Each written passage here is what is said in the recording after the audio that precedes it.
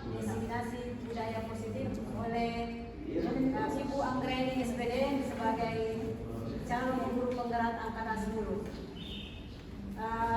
Selanjutnya saya persilakan kepada Ibu Dilawati SPMP untuk membuka kegiatan kita pada hari ini. Dengan hormat disilakan. Terima kasih, Bu. Baik, bismillahirrahmanirrahim. Assalamualaikum warahmatullahi wabarakatuh. Waalaikumsalam.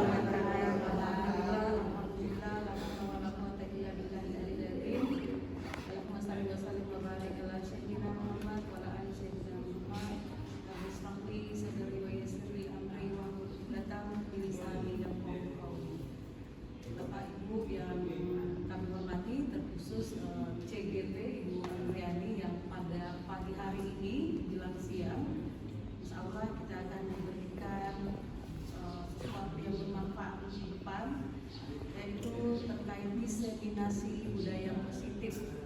Bapak Ibu yang saya hormati, bahwa mari kita belajar mendayung ke hulu, karena ketika kita tidak mendayung maka siap-siaplah kita hanya terbawa arus. Sehingga pada pagi hari ini kita terus belajar melalui banyak sumber, diantaranya sumbernya adalah dari teman kita sendiri tentang budaya positif. Untuk saat ini Bapak Ibu perlu diketahui bahwa guru tidak lagi sebagai pengontrol, tetapi guru adalah fasilitator. Bagaimana guru itu bisa memfasilitasi anak-anak, insya Allah materinya saat ini diharapkan sekali karena digitalisasi yang luar biasa, teknologi yang cepat pesat sekali. Ketika itu tidak dibarengi oleh budaya positif, maka penggunaan teknologi itu juga akan negatif. Sehingga saya juga tidak berpanjang lebar mengenai budaya positif karena sudah ada masternya, sudah ada yang sebentar akan mendiseminasikan. Sehingga saya pada pagi hari ini tentunya akan menjadi peserta juga. Saya berharap ilmu yang diberikan nanti menjadikan saya untuk lebih baik lagi dalam menciptakan kondisi belajar yang lebih positif.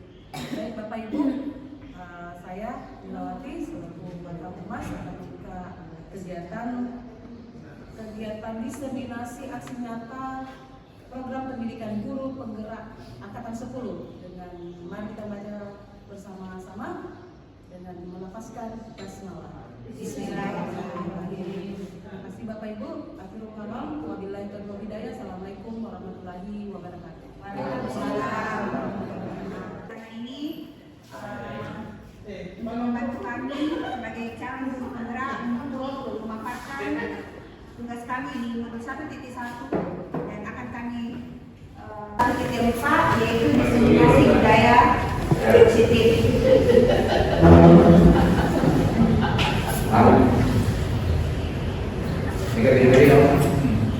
Baik Ibu, jadi sebelumnya kita melihat dulu latar belakang kenapa kami memilih materi budaya positif itu, karena belum menyeluruhnya pemahaman rekan-rekan guru tentang penerapan konsep inti budaya positif di sekolah.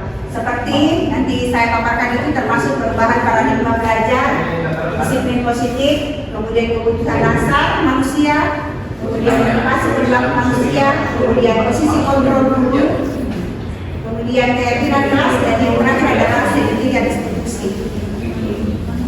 Jadi saya harapkan di sini konsep ini bisa kita pahami Bapak Ibu oleh seluruh warga sekolah atau stakeholder yang ada di sekolah kita ini, agar supaya budaya positif itu kita bisa menjadikan budaya yang baik di lingkungan sekolah kita maupun di lingkungan kelas kita. Kemudian kita pahami bersama bahwa murid itu tidak suka dengan peraturan, karena selama ini ketika mereka melakukan pelanggaran maka akan mendapatkan hukuman dan cenderung mereka merasa malu dan merasa tertekan. Lanjut. Kemudian tujuan aksi nyata yang pertama adalah menumbuhkan budaya positif di sekolah dengan meyakini nilai-nilai kebajikan universal serta meningkatkan pengetahuan dan pemahaman tentang budaya positif. Kemudian yang kedua, menciptakan murid yang merdeka. Artinya Yang merdeka nanti di sini nanti saya jelaskan juga karena sebentar itu ada keyakinan kelas. Disitulah nanti kita mengetahui apa sih keinginan Bapak Ibu atau contohnya misalnya Bapak Ibu atau anak-anak siswa kita di kelas. Yang merdeka disiplin dan diri yang kuat serta terbentuknya motivasi yang listrik pada murid dengan pembuatan keyakinan kelas. Lanjut. Kemudian tolak ukurnya yang pertama adalah terlaksananya desiminasi konsep inti budaya positif di sekolah. Kemudian terbentuknya keyakinan kelas melalui kegiatan kesepakatan kelas yang dilaksanakan bersama wali kelas, guru dan murid. Kemudian murid mampu menerapkan dan menjalankan keyakinan kelas yang dibuat dan disepakati. Kemudian terlaksananya penyelesaian masalah murid dengan menggunakan penerapan segitiga restitusi.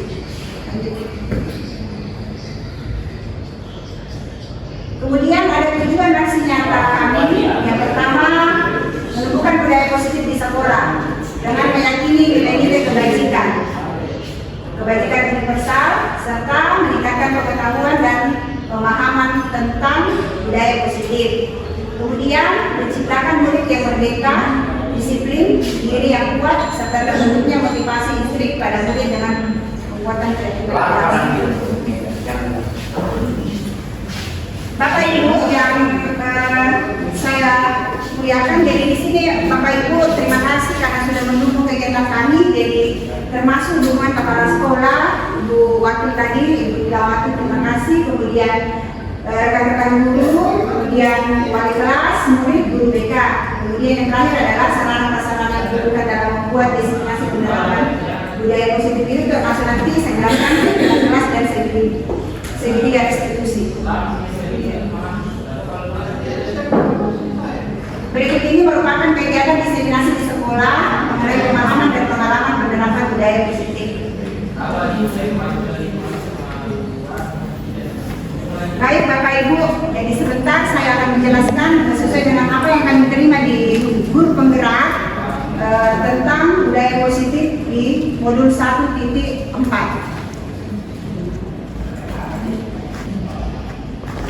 Baik Bapak Ibu, kita masuk ke budaya positif. Jadi budaya positif itu adalah kemudian dari nilai-nilai atau keyakinan yang universal yang diterapkan di sekolah. Budaya positif itu dapat mendorong murid untuk bagaimana mereka berpikir, bagaimana mereka bertindak, kemudian mencipta sebagai proses memerdekakan dirinya sehingga murid mampu mandiri dan bertanggung jawab. Kemudian konsep inti budaya positif itu terdiri dari beberapa bagian Bapak Ibu. Jadi yang pertama adalah perubahan paradigma belajar. Kemudian yang kedua disiplin positif. Yang ketiga kebutuhan dasar manusia. Yang keempat motivasi perilaku manusia. Yang kelima adalah posisi kontrol guru. Kemudian keyakinan kelas dan yang terakhir adalah segitiga restitusi. Baik, saya masuk di pembelajaran paradigma baru. Di sini ada mengenai pembelajaran paradigma baru. Jadi saya jelaskan dulu, pembelajaran dengan paradigma baru itu adalah pembelajaran yang dirancang berdasarkan prinsip pembelajaran dan diferensiasi, sehingga para peserta didik itu belajar sesuai dengan kebutuhannya berdasarkan tahap perkembangan sesuai dengan teori psikologi bahwa untuk mewujudkan profil pelajar Pancasila. Jadi Bapak Ibu, jadi materi pembelajaran kita itu harus selalu bertolak ukur dengan profil pelajar Pancasila.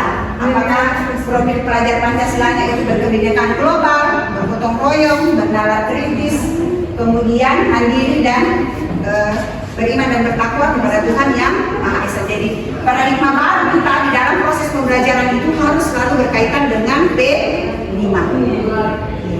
Lanjut. Oke, yang kedua adalah disiplin positif. Disiplin positif adalah pembiasaan hal yang baik yang mencakup sikap atau perilaku maupun tutur kata oleh seluruh warga di sekolah bagi murid yang agar dapat berkembang menjadi pribadi yang kritis, mandiri dan bertanggung jawab. Kemudian sebagai pendidik, tujuan kita itu adalah menciptakan peserta didik yang memiliki disiplin diri sehingga mereka berperilaku mengacu kepada nilai-nilai kebajikan universal dan memiliki motivasi dalam diri menuju perubahan perilaku ke arah yang lebih baik.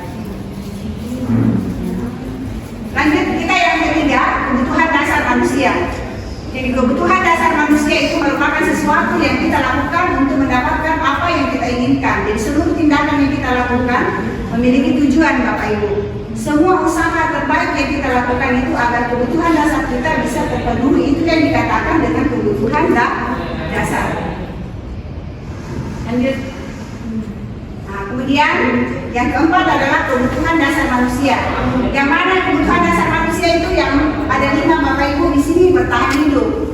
Jadi yang bertahan hidup itu ya makanan lah, termasuk makanan, pakaian, tempat tinggal, keamanan, dan kesehatan. Baik Bapak Ibu, saya mau kalau Bapak Ibu yang membacakan di atas bisa barangkali Ibu Rizka di kebutuhan dasar manusia, kasih sayang dan rasa terima. Silakan berdiri Ibu. Ya, adapun kebutuhan dasar manusia yang pertama yaitu mengenai kasih sayang dan juga rasa diterima. Nah, rasa diterima di sini pedulikan, artinya diperdulikan, berbagi, kerjasama, dan menjadi bagian dalam suatu kelompok. Itulah dimaksudkan dengan rasa diterima. Oh, iya. Terima kasih Bu. Yes. Kemudian kita ke pemesanan Pak Alimuddin barangkali Pak. Bisa dilihat Pak.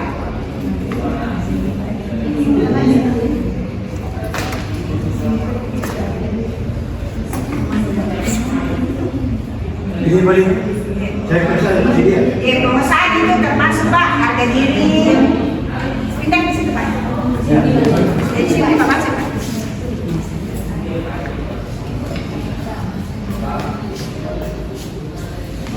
Baik, pemesan di situ adalah harga diri, keinginan untuk dianggap memimpin, berprestasi, diakui dan didengar. Iya, terima kasih Pak. Kemudian selanjutnya kebebasan Ibu Haji Tasmidah. Jadi yang termasuk kebutuhan dasar manusia yang masuk kategori kebebasan yaitu mandiri, memiliki pilihan, mencoba hal yang baru, tidak mampu mengendalikan arah. Ya, terima kasih Ibu Haji. Kemudian yang selanjutnya kesenangan Ibu Nurmadiah. Ya, kesenangan.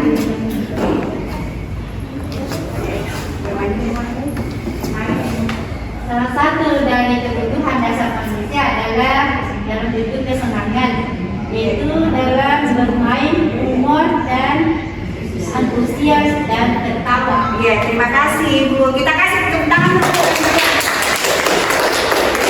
Jadi ini kamu kebutuhan dasar kita. Yang pertama itu bertahan hidup, kemudian yang kedua kasih sayang, rasa diterima, kemudian penguasaan, kemudian kebebasan, yang selanjutnya adalah kesenangan. Next. Lanjut lagi.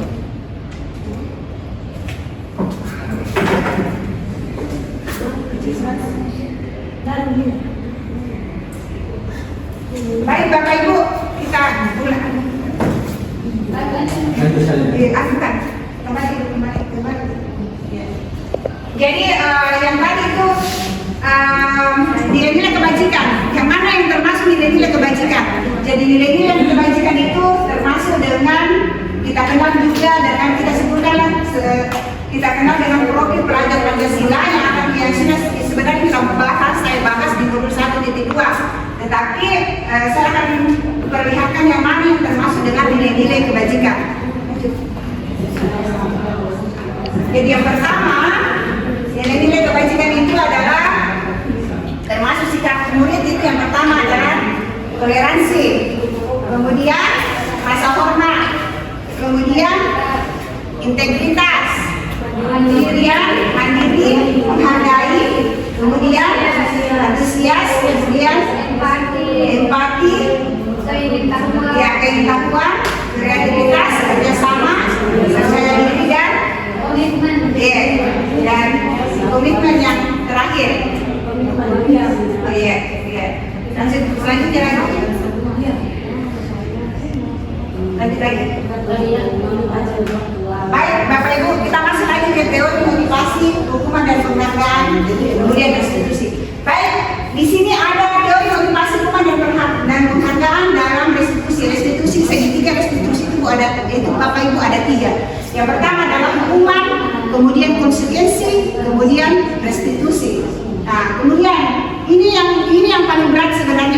yang memang kita sebagai guru di dalam memberikan hukuman itu sering sekali di dalam proses pembelajaran itu sering sekali. Contohlah misalnya anak kita misalnya bolos atau kan dia tidak masuk di jam pelajaran kita langsung mencas anak itu atau memberikan hukuman.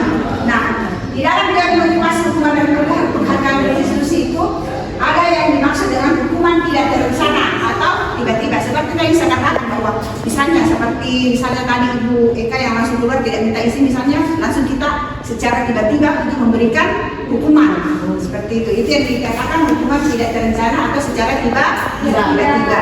Kemudian yang kedua, murid tidak tahu apa yang terjadi. Artinya mereka tidak tahu apa sih kesalahan saya, apa tadi kesalahan saya. Karena ini tadinya karena tidak ada namanya keyakinan keras. Kemudian yang ketiga, bersifat satu arah. Jadi bersifat satu arah artinya satu arah saja, berarti guru yang memberikan hukuman langsung. Anaknya tidak mengerti apa sih sebenarnya maunya. Seperti itu. Kemudian berupa hukuman apa kan kita sering itu memberikan hukuman anak-anak, baik itu fisik maupun psikis. Terkadang fisik kita suruh lari di lapangan, misalnya 2 kali putaran atau 3 kali putaran. Jadi itu termasuk hukuman. Oke, sekarang yang mana yang termasuk konsekuensi? Nah, terencana disepakati sesuai dengan peraturan. Jadi ini konsekuensi adalah terencana Bapak Ibu. Jadi sama-sama kita dengan siswa kita itu melakukan keyakinan kelas nantinya. Ada peraturan antara murid dengan guru, itu namanya konsekuensi. Kemudian murid tetap dibuat tidak nyaman. Kemudian sikap guru selalu memonitor murid. Ini juga sebenarnya murid tetap dibuat tidak nyaman, artinya setiap ada hal atau kegiatan yang dilakukan siswa itu tidak kita langsung mencas anak itu, ini salah. Tidak. Jadi harus itu konsekuensinya itu sebenarnya harusnya kita nanti kan segitiga restitusi di sini kan nanti kita bahas ya Bapak Ibu. Jadi murid itu tetap harus selalu kita buat senyaman mungkin. Nah, kemudian restitusi. Nah, disinilah restitusi ini proses menciptakan kondisi bagi murid untuk memperbaiki kesalahan, kemudian proses kolaboratif yang mengajak murid mencari sendiri apa sih kesalahan saya sebenarnya. Oke, lanjut. Baik Bapak Ibu, ini ada tindakan dulu, kemudian apakah ini hukuman atau konsekuensi? Saya mau bertanya dulu sama Bapak Ibu setelah kita mempelajari tadi motivasi penghargaan restitusi. Jadi tindakan guru misalnya mencatat 100 kali di dalam buku kalimat, saya tidak akan terlambat lagi karena terlambat ke sekolah. Kira-kira itu hukuman atau konsekuensi Bapak Ibu? Hukuman atau konsekuensi itu Bapak Ibu? Mencatat 100 kali di dalam buku kalimat. Saya tidak terlambat lagi karena terlambat ke sekolah. Hukuman atau konsekuensi Bapak Ibu? Hukuman. Kemudian lari mengelilingi lapangan basket 2 kali karena terlambat hadir di sekolah. Hukuman. Kemudian murid diminta untuk push up 15 kali karena tidak menggunakan masker ke sekolah.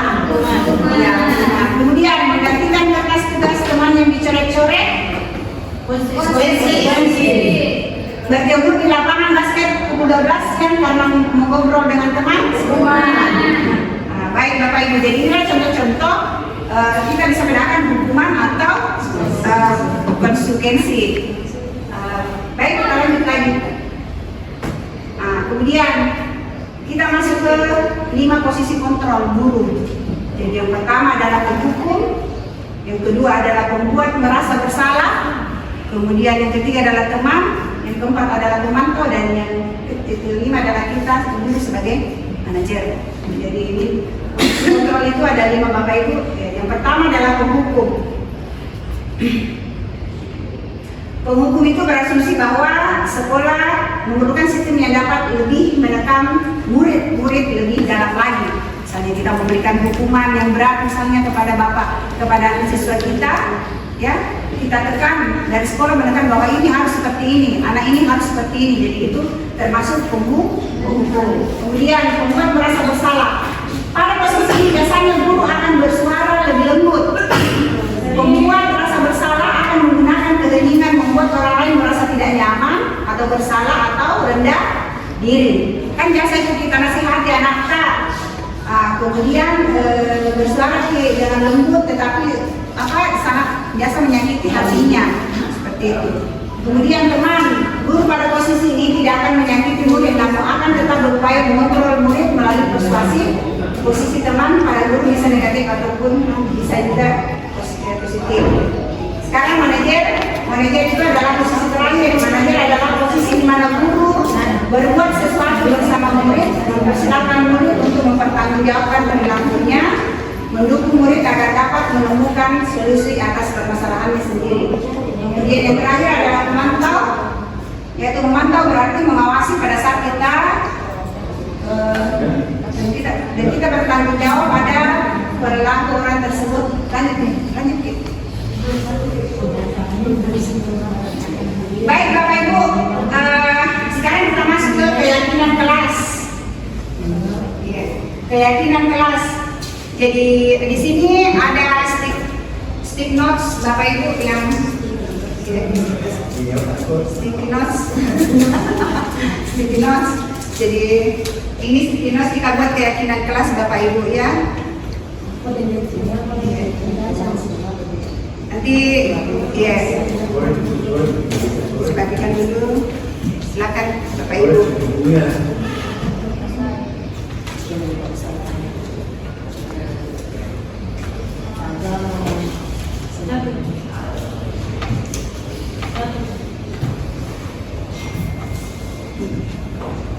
Buat dulu keyakinan kelas Dek, misalnya anak-anak perjanjian apa Pak? Kita ceritanya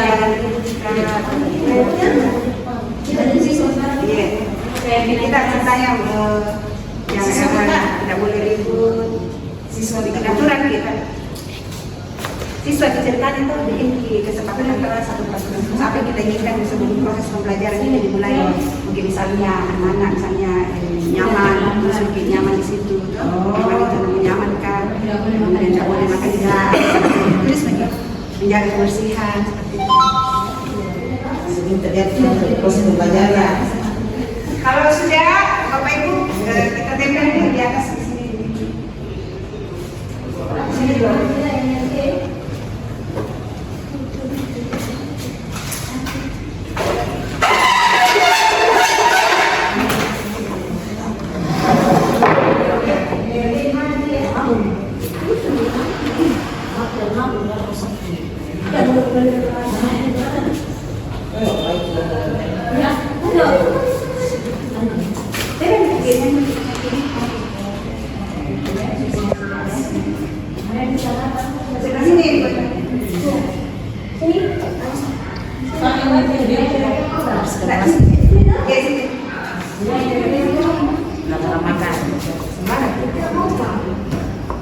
Kita belajar ibu.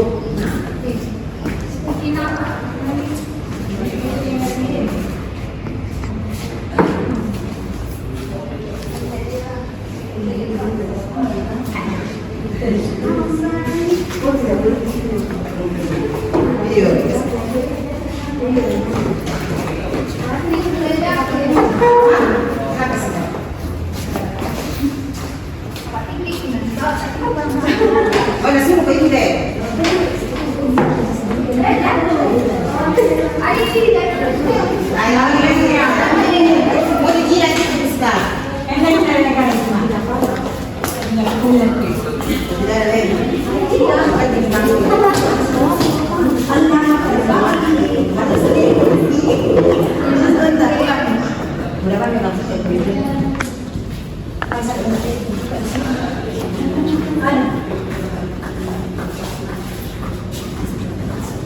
Makan juga.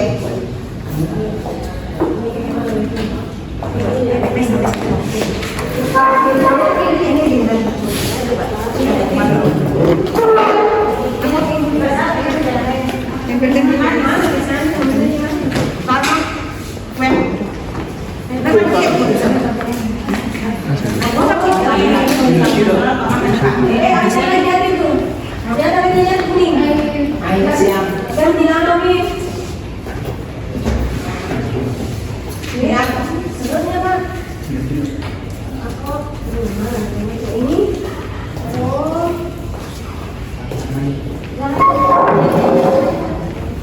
Oke Bapak Ibu, sudah. Baik, barangkali ada yang satu orang bisa membacakan apa keyakinan kelas kita. Bagus juga Mas Tata.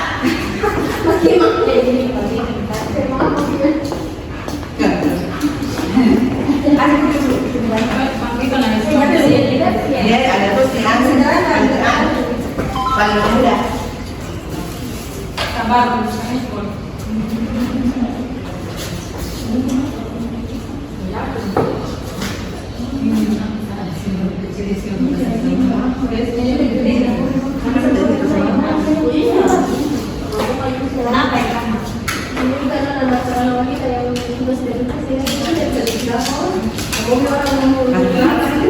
Ada kelas, saya akan membacakan keyakinan kelas yang telah dibuat oleh masing-masing teman yang akan kita sepakati ke depannya.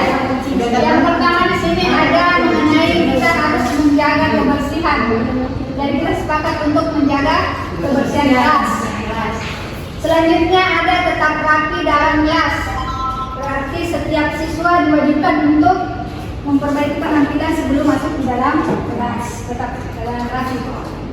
Ada juga mengatakan bahwa keadaan kelas harus rapi dan harum. Berarti sama yang tadi yang pertama, kita tetap menjaga kebersihan dan kerapian. Selanjutnya di sini ada tidak tidur saat pelajaran berlangsung. Jadi teman-teman diharapkan tidak ada yang tidur pada saat pembelajaran sedang berlangsung. Selanjutnya ada tepat waktu atau tidak datang terlambat. Jadi kita otomatis usahakan ada di dalam kelas sebelum guru ada, sebelum guru datang. Selanjutnya ada tertib tenang dalam kelas. Lanjut ada sebelum belajar kita harus membersihkan kelas. Dan yang terakhir dilarang makan dalam kelas. Terima kasih Bu. Baik Bapak Ibu, jadi sedikit saya sampaikan bahwa di dalam pembuatan keyakinan kelas itu ada dua kata yang tidak boleh digunakan, yaitu tidak dan jangan.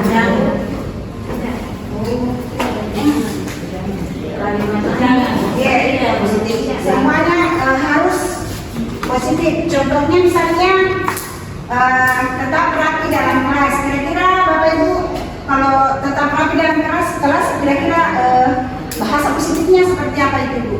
Maksudnya nilai kebajikannya seperti apa? Tetap rapi dalam kelas, dia termasuk apa itu Bu? Bapak Ibu? Kita kan barangkali kita kembali tanda tertib barangkali mematuhi kata jadi tidak boleh.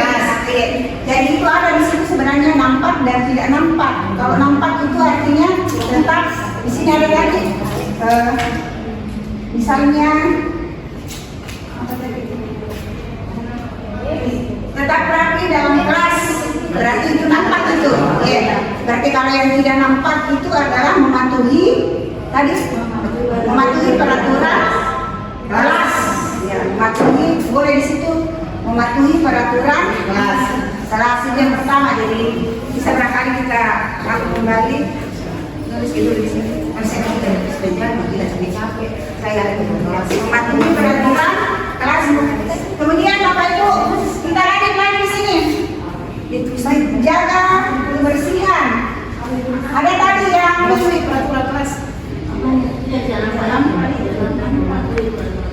Tidak tidur saat pelajaran, tidak tidur saat pelajaran berlangsung. Tidak tidur saat pelajaran berlangsung. Barangkali seperti ini Bapak Ibu. Belajar adalah kelas adalah tempat belajar. Seperti itu ya. Belajar, kelas adalah tempat belajar. Jadi nilai kebajikannya seperti itu Bapak Ibu. Lagi ada dua kata keyakinan kelas kita tidak boleh menggunakan kata tidak dan jangan. Kemudian ada lagi tadi ini dilarang makan di kelas. Jadi ini hampir sama dengan jaga kebersihan.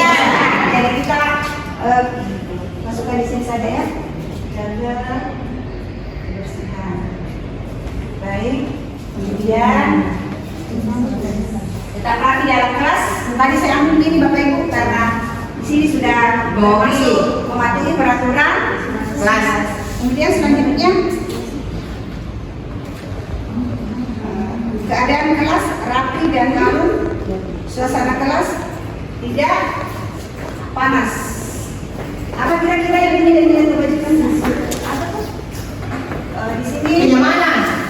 Ya. Keadaan kelas rapi dan harum, suasana kelas tidak panas. Jadi kira-kira apa kenyamanan? Jadi kita ganti dengan kenyamanan kelas.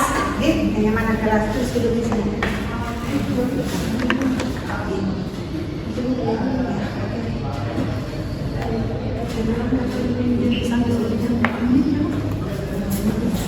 Ada satu nanti segini ada institusi yang saya sampaikan tentang kasus anak. Jadi kita sepakati Bapak Ibu adalah kenyamanan kelas. Kemudian tepat waktu tidak datang terlambat. Sipil masuk Bapak Ibu kata tertib itu tidak masuk tadi di kata tertib peraturan kelas. Kelas adalah tempat belajar, mematuhi peraturan kelas, jaga kebersihan. Belum ada Bapak Ibu kenyamanan kelas. Ada? Mematuhi peraturan kelas. Ini balik ke peraturan kelas. Kena cermin. Peraturan kelas. Oh ini. Keadaan kelas. Oh mematuhi peraturan kelas. Iya jadi saya ambil mekanis Bapak Ibu ini cara mana sudah nampak ini.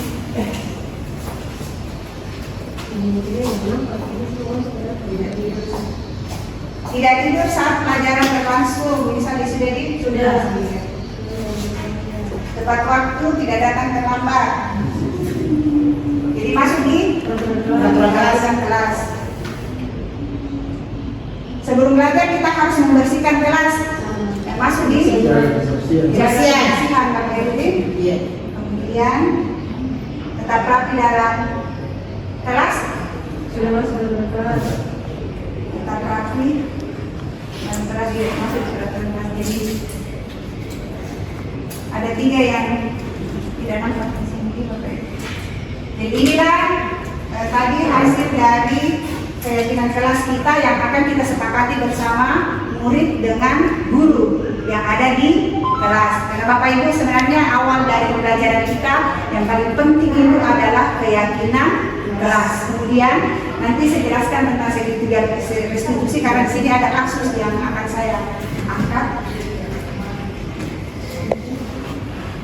Jadi inilah kesepakatan kelas kita nih Bapak Ibu. Sebelum kita memulai proses pembelajaran dari jalan kebersihan, kemudian kelas adalah tempat belajar, kemudian mematuhi peraturan kelas. Oke. Baik, jadi saya lanjut lagi di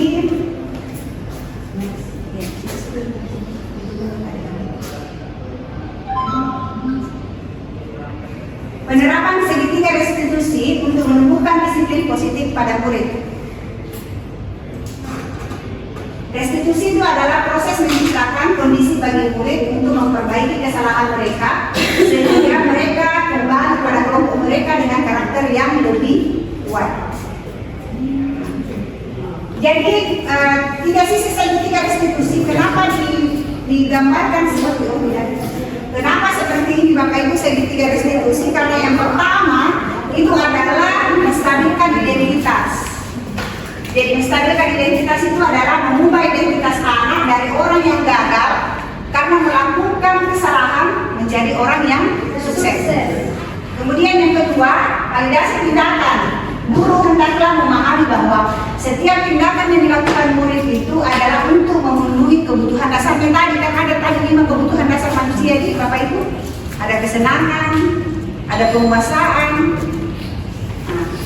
Sehingga mendasari tindakan murid berbuat kesalahan. Kemudian menanyakan keyakinan. Ini yang barusan tadi kita lakukan bersama.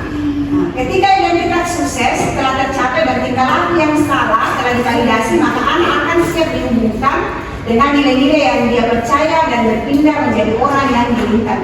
Baik Bapak Ibu, di dalam mengatasi kasus anak-anak kita di sekolah itu hanya ada dua orang yang bisa terlibat di situ, antara murid dengan siswa, tidak ada orang lain. Di dalam segitiga restitusi itu hanya ada dua orang saja, apakah Bapak Ibu gurunya ataukah anak itu sendiri, seperti itu. Jadi dua saja Bapak Ibu, antara guru dengan siswa. Kalau kita belajar tentang segitiga restitusi. Baik, saya lanjut. Contoh seperti ini Bapak Ibu, saya sudah mempraktekkan ini, karena ini sebenarnya simulasi saja Bapak Ibu di kelas. Misalnya kasus pertama, apakah seorang siswa kelas 10 TKJ melakukan kesalahan dengan tidak mengerjakan PR. Bagaimana kita sebagai seorang guru memfasilitasi anak itu dengan dengan baik, kemudian tidak menyakiti hatinya, kemudian tidak menyentuh secara fisik, kemudian tidak menyentuh secara psikis. Nah, yang pertama adalah misalnya guru, saya sebagai guru, guru tadi mendapat laporan dari Ibu Asmiati, sebenarnya apa yang terjadi. Nah, kemudian menjawab, iya Bu, tadi pada jam pelajaran matematika saya belum mengerjakan PR. Kemudian saya menanyakan kembali kepada anak tersebut, mengapa kamu belum mengerjakan PR? Mengatakan saya merasa malas Bu, karena soalnya sulit. Nah, kemudian saya menanyakan kembali karena itu, apakah kamu tidak paham ketika pelajaran matematika? Terus akan menjawab lagi, iya Bu. Nah, kemudian ibu guru bertanya lagi, guru tahu kamu masih senang melakukannya, tapi kamu juga merugikan diri sendiri dan sekarang kamu dalam masalah. Jadi penyampaian kata-kata seperti itu yang harus Bapak Ibu sampaikan kepada anak-anak yang sedang mengalami kasus, misalnya bolos kah, atau terlambat kah, atau dia tidak mengerjakan PR. Nah, seperti begini sebenarnya Bapak Ibu, di dalam proses pembelajaran CDP kami menurut Ki Hajar Dewantara itu semua kegiatan yang kita lakukan harus berpusat pada murid. Jadi semua kegiatan itu harus melibatkan murid. Kita tidak boleh mengambil keputusan sendiri, contoh dengan keyakinan kelas. Dan tadinya itu kan keyakinan kelas sebelumnya Bapak Ibu, itu aturannya dari sekolah. Tapi sebenarnya kalau keyakinan ini yang kita buat dan kita sepakati bersama siswa, dan mereka melakukan kesalahan, kita kembalikan ke keyakinan kelas ini, itu keyakinan kelas mereka bahwa inilah nak yang kamu sepakati, dan seperti itu. Nah, kemudian saya lanjut Bapak Ibu. Nah, sekarang saya ke kasusnya, ada tayangan video yang sudah saya buat simulasi Bapak Ibu. Ini tadi.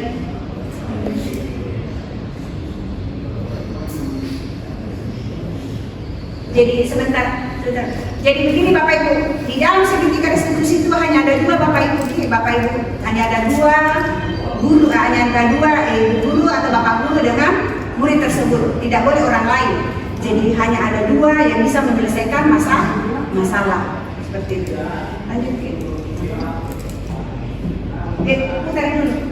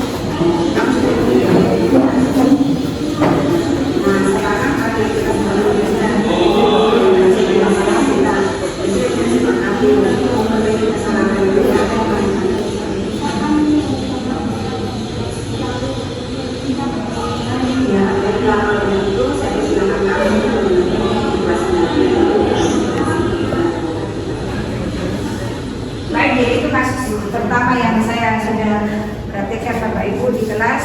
Kemudian yang kedua, lanjut lagi kasus kedua.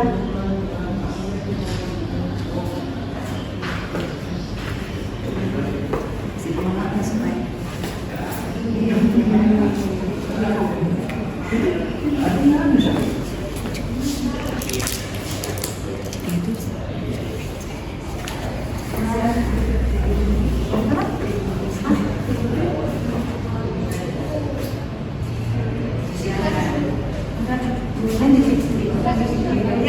jadi ini kasus dua Bapak Ibu. Angel, seorang siswa kelas 10 TKJ 1 melakukan kesalahan dengan membuang sampah sembarangan. Jadi di sini juga ada videonya yang saya angkat kemarin.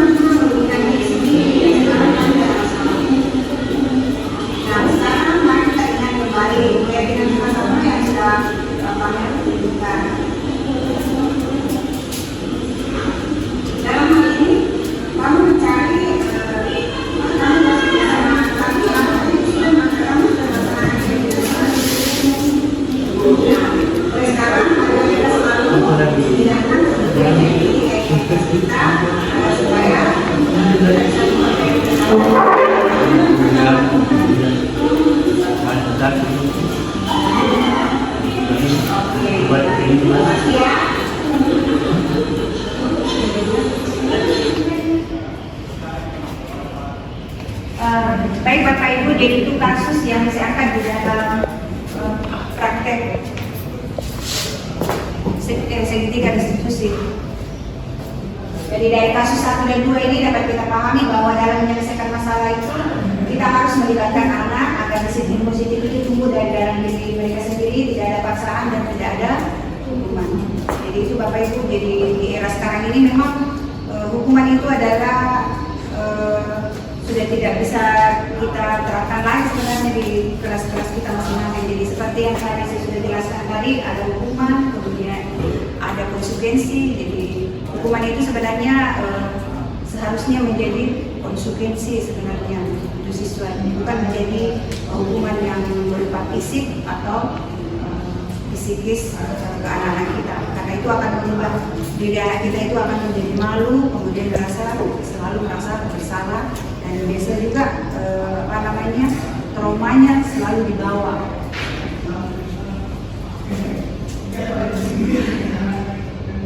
Jadi ini hasil dari siswa tadi, testimoni dari siswa tadi yang mengalami masalah dalam takdir.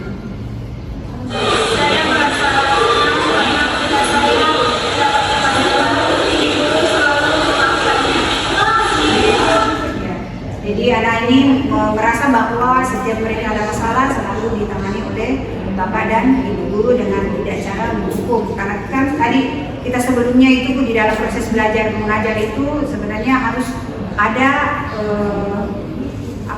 keyakinan kelas. Nah itulah keyakinan kelas itulah yang harus kita sepakati kepada kita sebagai guru dan siswa kita sendiri. Karena kapan mereka melanggar, kita kembalikan dulu ke keyakinan kelas mereka. Karena keyakinan peraturan itu sebenarnya sudah berubah, Bapak Ibu, sudah berubah menjadi suatu keyakinan kelas. Seperti itu yang kami dapatkan di calon guru penggerak. Kemudian setiap apa yang kita lakukan itu semuanya harus melibatkan siswa. Kemudian murid-murid itu harus menjadi utama di dalam membentuk satu keputusan, Bapak Ibu. Jadi murid-murid itu sekarang harus dilibatkan. Seperti kemarin juga itu kegiatan kami di Visi Guru Penggerak, itu yang kegiatan kami kemarin pendampingan individu. Visi Guru Penggerak itu harus semua guru harus terlibat di dalam pembuatan visi sekolah, maksudnya Bapak Ibu. Itu kemarin yang disebut adalah Visi Guru Penggerak, tetapi insya Allah nanti ke depannya di sekolah kita bisa seperti ini. Kemudian profil pelajar Pancasila, P5 ini harus selalu ada di dalam setiap kegiatan kita. Kenapa saya cantumkan P5? Karena seperti itu memang Bapak Ibu. Jadi terima itu nanti disitulah karakter-karakter anak kita bisa kita lihat, baik dari bernalar kritisnya, kemudian berkebinekaan globalnya, bagaimana mereka mengetahui bahwa mereka itu punya keyakinan bahwa mereka punya Tuhan, kemudian mandiri, bernalar kritis, dan seterusnya. Baik Bapak Ibu, saya barangkali kasih pertanyaan dulu, satu atau dua dari Bapak Ibu sebelum saya tutup kegiatan hari ini. Saya persilakan Bapak Ibu. Tanya apa saja. Dikasih masukan, alhamdulillah. Sudah malam mereka bertanya kepada bisa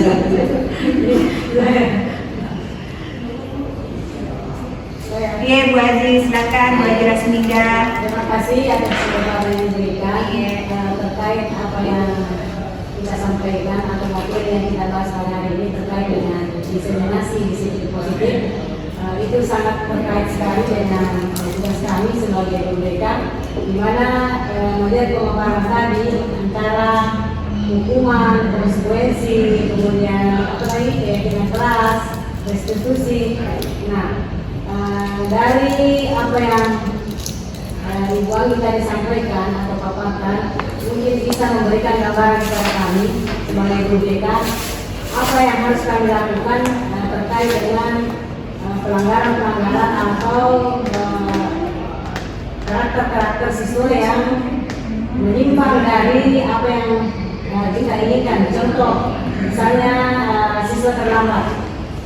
Nah, apa yang kami harus lakukan terkait dengan materi yang disampaikan berkaitan dengan budaya positif sebagai acuan bagi kami ke depan dalam menerapkan hal-hal tersebut.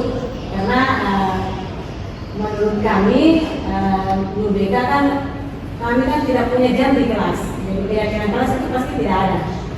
Dan kami hanya menangani siswa itu mulai dari siswa datang, kemudian perilaku yang dinampakkan pada saat proses sampai siswa itu pulang. Nah, jadi mungkin ada masukan atau ada semacam kiat-kiat yang bisa digambarkan kepada kami apa yang harus kami lakukan untuk menerapkan tentang disiplin positif di sekolah. Oke, saya kira itu ya. Terima kasih. Waalaikumsalam. Terima kasih banyak Ibu Haji atas pertanyaannya. Ya Bapak Ibu, sebelum saya masuk di guru penggerak, banyak hal yang berubah sebenarnya pada diri saya pribadi, termasuk dengan penghukuman. Selama ini apa yang kita lakukan itu kita merasa bahwa apa yang kita lakukan itu adalah sudah positif menurut kita, tapi belum tentu anak-anak, karena ini adalah yang pertama adalah psikisnya anak-anak dengan fisiknya. Mungkin kita tidak menyentuh anak itu secara psikis, tetapi fisik, tetapi kita menyentuh mereka secara psikis.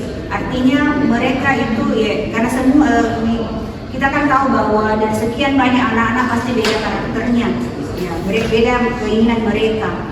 Jadi sebelum saya masuk di guru penggerak itu, saya merasa bahwa setiap apa yang saya lakukan, kalau anak-anak bersalah, saya memberikan hukuman. Misalnya saya anak yang lari di sekitaran kelas, misalnya saya sudah tegak dan saya merasa bahwa ini anak-anak akan kapok nanti, dia jerami, dia tidak akan melakukan itu, dan itu mungkin tidak akan dia akan melakukan lagi karena itu adalah hukuman. Nah sekarang konsekuensi artinya seperti ini yang kami dapatkan di dalam proses belajar kami, bahwa keyakinan kelas itu sebenarnya bukan di keyakinan kelas saja, bisa kita buat keyakinan sekolah dengan Bapak Ibu guru duduk bersama dengan siswa, kita libatkan siswa, mungkin nanti kita bisa memberikan keyakinan kelas bahwa apa sebenarnya yang diinginkan siswa itu, sehingga nanti kedepannya kalau misalnya ada sesuatu yang terjadi seperti kasus yang saya angkat ini Bapak Ibu, segitiga restitusi, ini kan kasus-kasus semua bolos, tidak mengerjakan PR,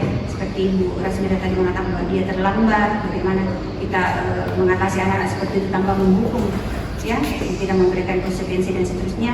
Sekarang sudah berubah Bapak Ibu, jadi istilah penghukum itu sebenarnya tidak bisa lagi digunakan. Artinya kita tidak bisa lagi menggunakan anak kita itu dengan hubungan secara fisik, karena itu tadi terus kita bisa menyentuh mereka secara fisik, Dan kita tidak tahu bagaimana mereka itu, apakah mereka menerima atau bagaimana, seperti itu. Jadi mungkin keyakinan kelas ini Bapak Ibu Haji bukan di kelas, bisa juga kita buat keyakinan sekolah. Keyakinan sekolah itu nanti kita bilang bersama mungkin dengan Bapak dan Ibu guru, BK, dan yang pertama yang harus kita libatkan itu adalah siswa. Bagaimana keinginan mereka, sehingga nanti ada kesepakatan, sehingga kita bisa memperlihatkan mereka, oh ini nak, kita kan dulu punya kesepakatan, dan kita tanya dulu, kita harus tahu itu apa keyakinan kelasnya, sehingga itu anak-anak itu kalau kita melibatkan siswa di dalam keyakinan kelas pasti dia hafal. Pasti dia hafal, oh ini keyakinan kelas yang sebuah dengan Bapak Ibu. Jadi kalau misalnya dia melanggar, kita tanya kembali apa keyakinan kelas nak, nomor berapa itu keyakinan kelas yang kita langgar, pasti dia akan merasa bersalah, ya seperti itu. Dan kita menyentuh hatinya, seperti kita menyampaikan dengan baik. Saya kira seperti itu Bapak Ibu. Itu yang saya dapatkan di guru penggerak. Karena yang seperti itu tadi yang saya katakan, bahwa semua kegiatan yang kita lakukan harus berpusat pada murid-murid dan murid. Tidak boleh kita mengambil keputusan sendiri tanpa melibatkan siswa. Itu yang terjadi sekarang Bapak Ibu. Saya kira itu Ibu Haji sedikit dari saya. Terima kasih. Barangkali ada lagi Bapak Ibu. Iya Pak, Pak Senanto, teman se-GP saya, Bapak Guru hebat. Calon guru penggerak. Iya Pak. Dari dulu memang saya pakai supaya Alhamdulillah Pak. jadi guru penggerak. Jadi saya apresiasi ini bahwa setelah Bang ikut, alhamdulillah ada beberapa poin yang disebut habis dan gaji dalam melakukan pembelajaran kelas. Tadi contoh pada apa hukum tadi itu. Iya Pak. Ya. Dan tadinya ya kalau guru menghukum itu ada semacam tindakan fisik. Iya. Itu. Saya sadari bahwa itu yang saya lakukan. Tapi dengan adanya tadi Ibu ambil dalam kesulitan ini, paparkan bahwa yang itu barangkali satu apa namanya tindakan yang keliru, tidak boleh lagi kembali. Yang mudah-mudahan yang teman-teman tidak berbuat ke depan ini, apalagi dari sekolah ini tinggal pertama lagi. Masalah. Ya, mudah-mudahan. Ajar umur Pak. Ya, kita bisa posisikan dengan baik. Terima kasih Bang Gigi. Iya Pak, terima kasih Bapak Guru hebat. Ya. Terima kasih. Paling. Iya, barangkali masih ada Bapak Ibu masukan tamu atau apakah?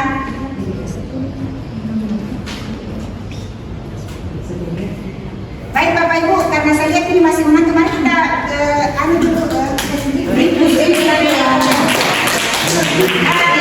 Ibu, jadi ada permainan saja seperti supaya kegiatan kita hari ini tidak merasa lelah Bapak Ibu. Jadi kita minggu tepuk 1, tepuk 2, tepuk 3, tepuk 4, 2 kanan, 2 kiri, tepuk 4, tepuk 5.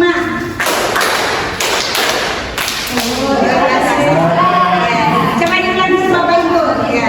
Tepuk 1, tepuk 2, tepuk 3, tepuk 4,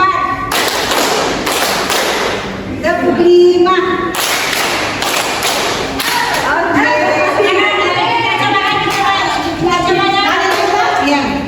Tepuk 5. Oke, kita fokus ya, Bapak Ibu. Tepuk 5, 4.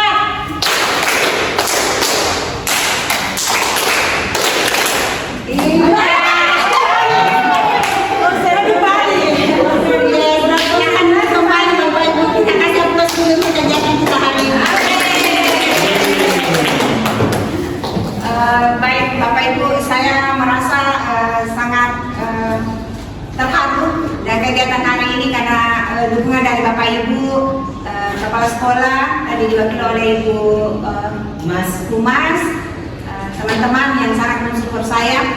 Mudah-mudahan kegiatan selanjutnya saya juga melibatkan lagi Bapak Ibu, dan saya belajar Bapak Ibu di sini.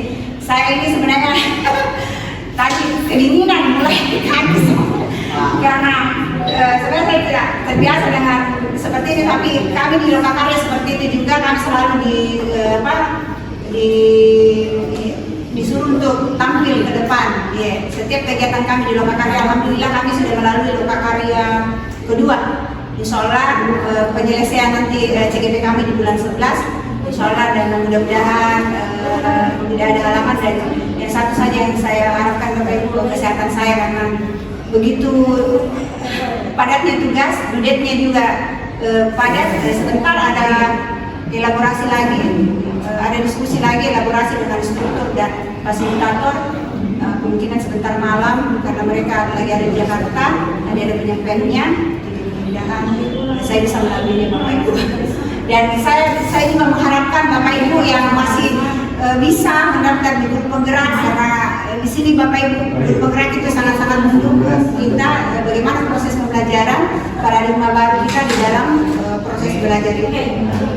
Seperti nanti Ibu Yuliana Mastar, Ibu Rizka, Ibu Aji, Ibu Isma, Ibu Linda, nanti bisa Insya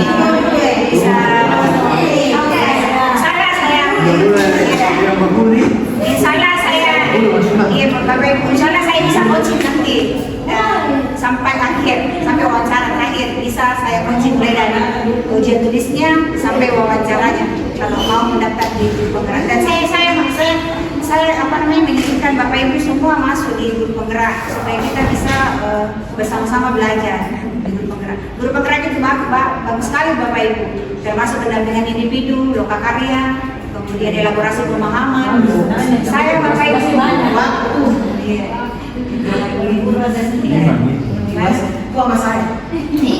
Saya juga. Terima kasih kata Bapak Ibu, terima kasih banyak. Iya, menikmati bicara kadarnya. Insya Allah hasil presentasi saya hari ini saya akan upload di gelar karya saya di BMM. Insya Allah nantinya mudah-mudahan tidak ada resipi.